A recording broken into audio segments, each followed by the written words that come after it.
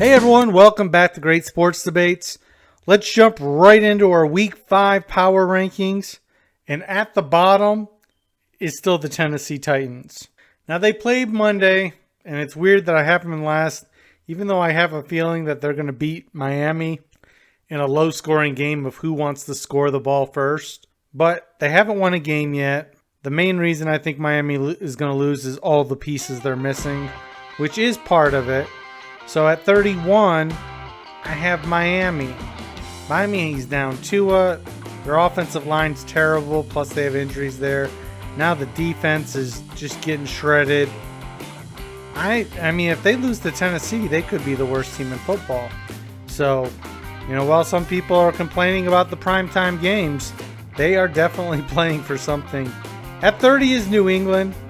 Again, people were, hey, they're 1-0, and then they're 1-0 and lost a close game. Why do you have them in the low 20s? And this is why. New England's offensive attack is just not strong enough. They have to run the ball because they don't have a passing game. And even though the defense is okay, you can only do so much with zero explosive plays. I think at this point, you might as well just bring May in, whether he's better or not, and just get him experience. Who cares if he didn't win the spot? You're not going to win any games. Let's start developing this guy. At 29 is Cleveland. I wanted to put him lower, but you heard the other teams I mentioned, and maybe you can make an argument for it. But Cleveland still has what looks to be a good defense, but the offense is so anemic. Not only has Watson been terrible since he's been in Cleveland, Cooper can't catch the ball, and they've struggled to run outside of a few big breakout plays. Cleveland is in trouble this year. At 28, I got the Giants.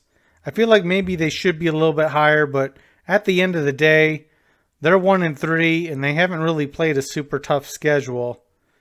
There's nothing that makes me feel warm and fuzzy about the Giants outside of Malik Neighbors, and even he's dropped a couple of key fourth down passes. The Giants aren't super strong on offense, and outside of their defensive line, they're not really tough there. Maybe it's time to consider packaging somebody like Lawrence for picks. And I wouldn't normally advise to package a guy so talented, because that's what you're expecting to get with picks. But I just think they're just a long way off from being good. At 27 is the Raiders. Don't come for me, Raiders fans. I know they're 2-2. They beat Cleveland. They escaped the game in Baltimore in a weird way. They just don't look good. Mitchell's not on target. Now Davante Adams isn't playing, and maybe wants to be traded. Crosby's out. Who knows for how long? This is not a strong team, but I really like the coach. And when in doubt, run the ball, power football, and he's done okay. They're 2-2 so far. At 26 is Jacksonville. I know they're 0-4, but honestly, I would easily bet, and I'm sure they'd be favored against any of the teams we've already mentioned. Even Miami, who they played and lost to, they outplayed Miami in that game, and Miami's not nearly as good as they were at the start of the season. Jacksonville looked much better this week, and it really all hinges on Trevor Lawrence being able to play decent football. And I know everyone's saying Doug Peterson's on the hot seat. I don't understand why. I think he's a really good coach, and he showed that again last week, changing the offense, getting back to basics, and looking at a lot of short throws to try to get Trevor Lawrence in rhythm. However, that's not going to have you competing at the highest level. But at 0-4, playoffs are almost certainly out of the question, even in the division they reside in. At 25 is the Carolina Panthers. Andy Dalton showed, hey man, he's for real. It wasn't him that let the team down. The offense was good. Just their defense is as bad as advertised, and they got beat in a track meet. But at least the offense looks pretty decent with Andy Dalton at the helm. At 23 is the LA Rams. They're 1-3. I really thought that they should have beat Chicago last week. And despite outgaining them, they were really just disappointing. They didn't take advantage of the fact that Chicago has a really soft offensive line and hasn't been able to run the ball. And the Rams defense isn't good, and they're missing too many players on the offensive side. I thought as long as Stafford had time to throw, they'd be able to do some more on offense. But at his advanced age, he can't just do it with anybody and expect to keep a bad defense in games. But Rams are still pretty dangerous even at number 24. At 23, we have the Cincinnati Bengals. They finally get their first win. They beat Carolina in a track meet. This team just does not look that good. They still have pieces on paper. They got a strong edge rusher. They're definitely feeling the loss of DJ Reader, though. Like I said at the time in the podcast, that's an underrated loss. You know, and some of these people that are casuals, you look at it like, oh, this dude's garbage. He only has this many tackles, and where's the sacks? It's not his job. Dude controlled the middle of the football field. And having someone like that can night and day your run defense is a big deal. And the Bengals are seeing that. So I think playoffs are out of the question for the Bengals at this point at 1-3. At 22 is Denver. I really feel like I don't even trust them as high as 22. But we have to face facts. They're 2-2. They've won 2 in a row. The defense is getting the job done. And the offense is finding ways to succeed in spite of Bo Nix, who's looked pretty bad in 3 of the 4 games. At 21, I got the Arizona Cardinals. I know they're 1-3, but I still really like this offense to get it going. Kyler Murray looks a lot better having Marvin Harrison Jr. at his side, and they're able to run the ball a little bit. The problem is their defense doesn't look like they're going to stop anybody this year. At 20, we have the New York Jets. The Jets probably outplayed Denver, but still lost that game, dropping them to 2-2 on the year. And the scary part is they haven't really played that tough of a schedule so far. The division they're in that people is a little softer than people expected. So who knows? Aaron Rodgers looks good if he has time, but I think teams might have that recipe of don't give that man time to throw the ball. At 19 is Chicago, and maybe this is a little bit too high, but they are 2-2. They did come through and win again last week. And like I've said the whole time, people are being a little harsh on Caleb Williams. But at the end of the day, they're going to have offensive line problems, and I think better teams are going to exploit that. And although the Bears' defense is good, you have to be able to score in this league to win games. At 18, I got the Indianapolis Colts. Maybe too low. Maybe I slept on them a little bit. But their offense is pretty good. They just have to remember the strength of their team is the offensive line and running the ball. And they might even do better with Flacco back there than Richardson, to be honest. At 17, it's the Chargers. They're 2-2. They were up on the Chiefs, I want to say 10-0 at one point. But the Chiefs do what the Chiefs do. They know how to finish. They finish strong. The Chargers are a really challenged offense, which is going to make it hard for them to be one of the better teams, no matter how good their defense plays. But they were in that game, and I think this could be a middle-of-the-road team. Obviously, the Chiefs are the class of that division, but after that, you have Denver and the Raiders, who I really think they can outclass. At 16 is the Dallas Cowboys. They bounced back Thursday Night Football and beat the Giants. It wasn't a super impressive showing, but they won the game, and that's all that matters. Dallas is a dangerous team, and I feel this might be a little high, although they have offensive firepower to beat a lot of the teams below them. We know the run defense is an Achilles heel. Maybe it's not as bad as we thought because we just saw Baltimore repeat that performance, but Dallas's run defense is something that's going to be a question mark for me, and their top 2 edge rushers are hurt.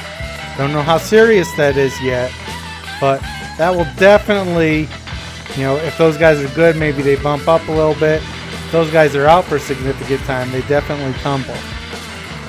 Keep an eye on the injury report if you're betting Cowboys. At 15 is the Eagles. The Eagles are a frustrating team. They should be better on paper, Their defense just got shredded, which made me really want to drop them further, but I know at the end of the day, if they just hand the ball to Saquon Barkley, they'll be okay. Now, I get last week Lane Johnson was out. We already knew A.J. Brown was going to be out. When I saw Lane Johnson was out, I talked to a couple of my Eagle fan buddies and said, hey, this is probably going to be a rough night because that makes a huge difference. When they're all healthy and when they're playing strong, I think Philly's running attack and the strength of their offensive line is going to keep them maybe not in the top tier, but on the edge of the playoffs, and especially in an NFC East that really looks completely up for grabs. At 14's the Steelers, and we knew how long could they go just living off defense. But I have to say, people were killing me saying I was too rough on Fields, when they were 3-0. Now those guys are quiet, and in the second half, he by far had his best game as a Steeler. And he showed he might be able to move the offense a little bit and do some special things. So if Fields can figure it out and they can be more of a threat on offense, Steelers might be a scary team.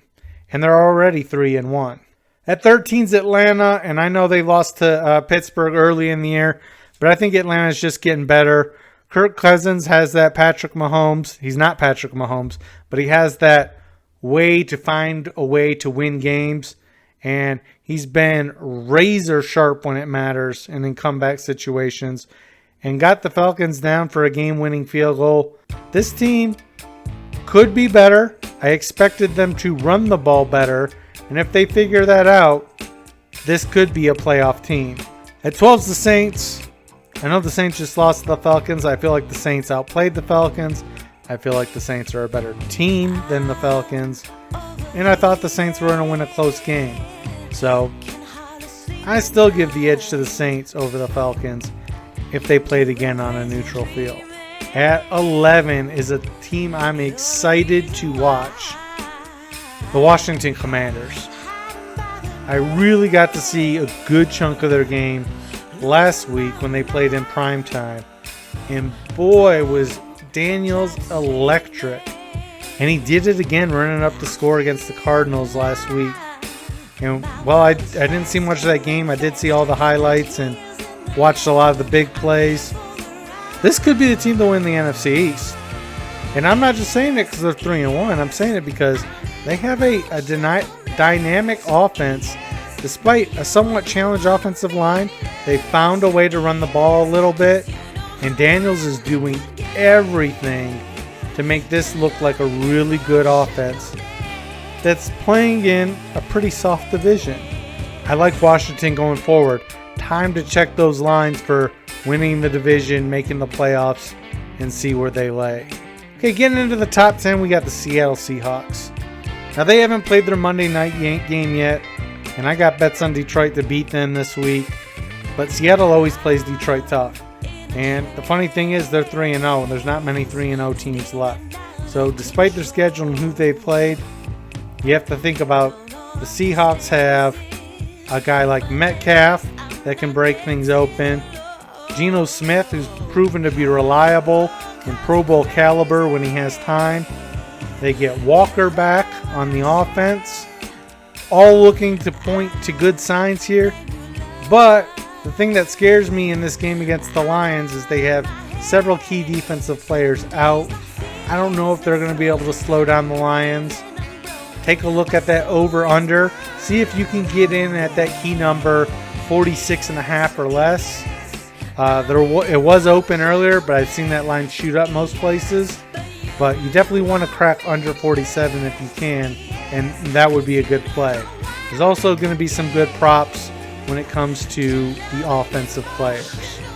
At number 9, we have the Houston Texans. I felt like I wanted to drop them more, but honestly, it's just a team I have faith in. They haven't played the way I've wanted them to play yet. I think they're 0-4 against the spread. But CJ Stroud is the real deal. He's going to get things done. Their offensive line has potential to play well. And when they have Mixon, they have a strong rushing attack as well.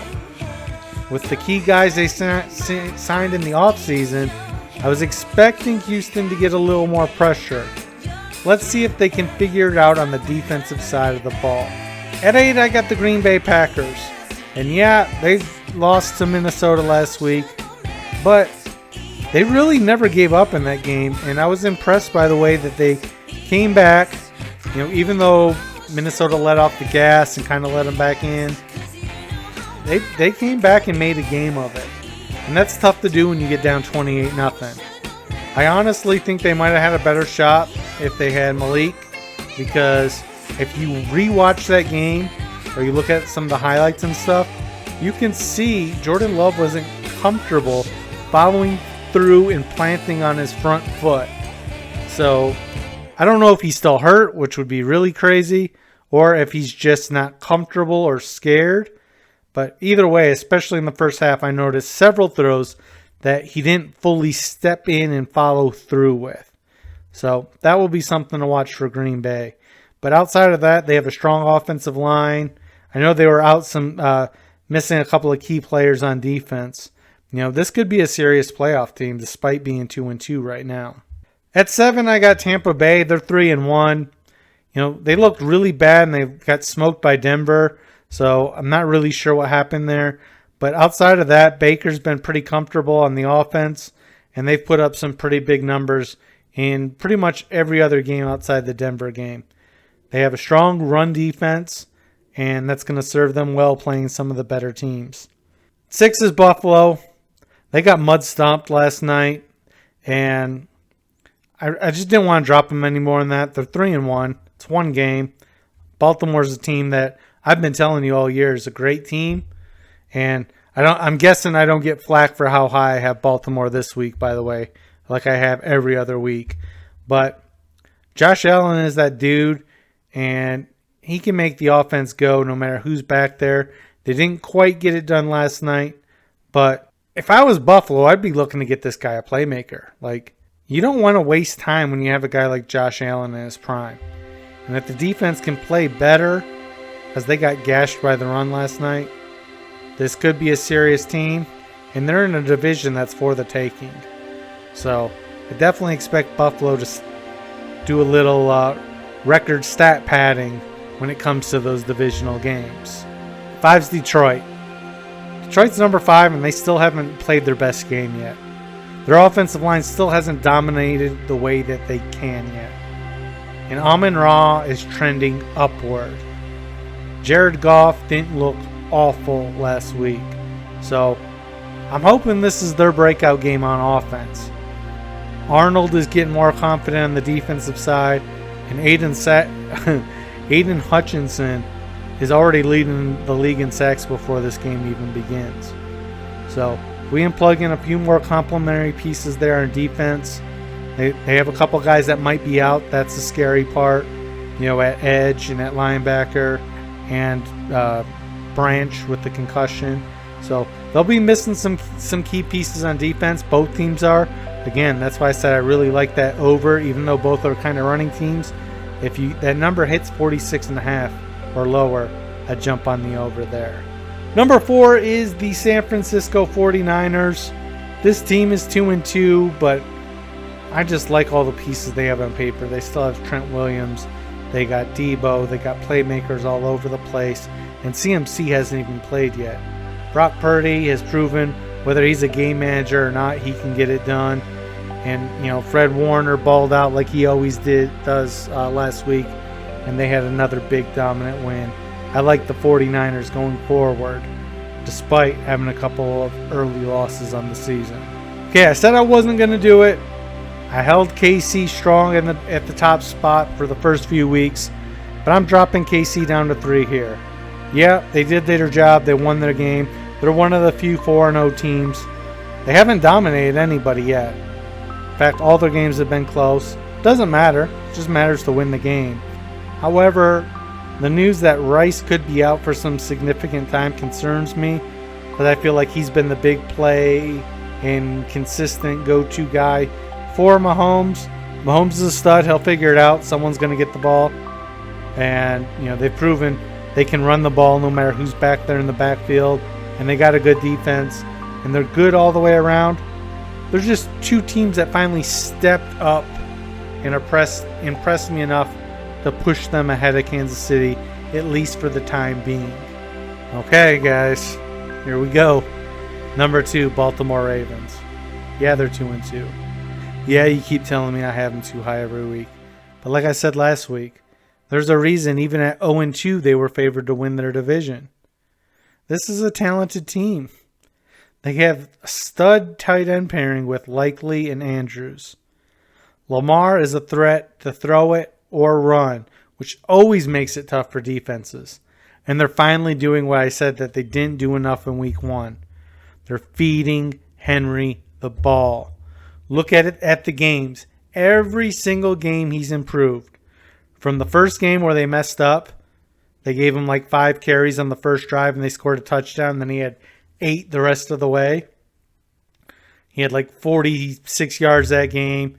I want to say he had like 80 something his next game. He had 100 some his next game. And he had 199. King Henry's back.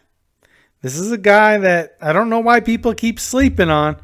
And if you're a Dallas fan, you should be kicking yourself in the pants, because I have a feeling if Dallas offered him the same thing, he would have wanted to go back to Dallas.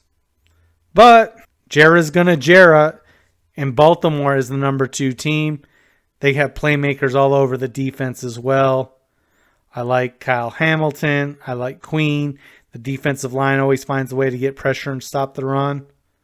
Baltimore is going to be a scary team and definitely a tier 1 team right now.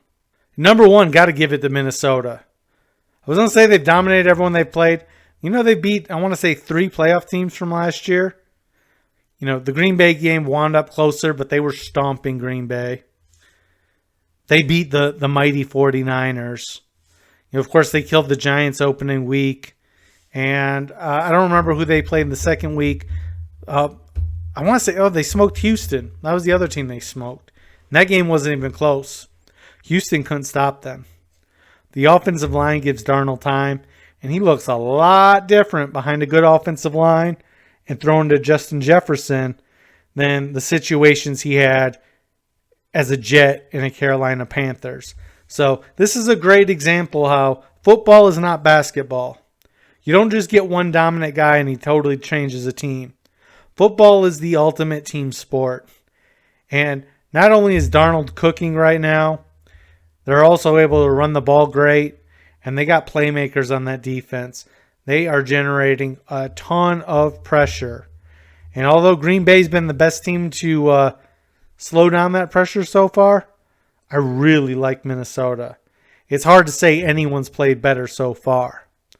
But anyhow, that's my picks. That's who I got. That's our power rankings going into week 5. Again, this is before the Monday night games. So let me know what you think in the comments. Like and subscribe if you enjoyed the content. And as always, thanks for watching.